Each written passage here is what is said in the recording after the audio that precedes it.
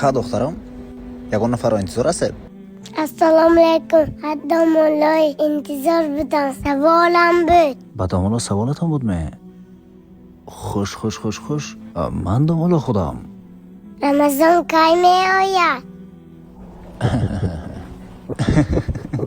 ای جانی باباش نویری چلینی باباش هر رمضان آمدگیش بعد که 10 روز شده است. بی خبر موندید می. پس چرا بخواهیم ما هیچ کی نآمد؟ کی آمدنش دکو بود؟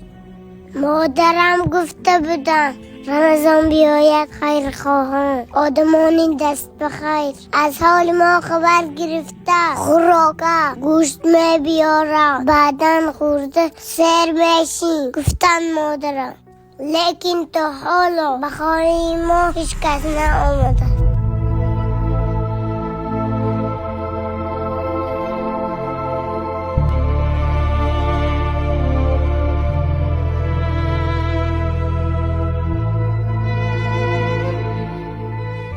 ها نبیری باباش رمضان آمدنش بتونه ما به خبر موندیم. در ماه مبارک رمضان خبر گرفتن نیازمندان یکی از عنعنه‌های مردم تاجیک است.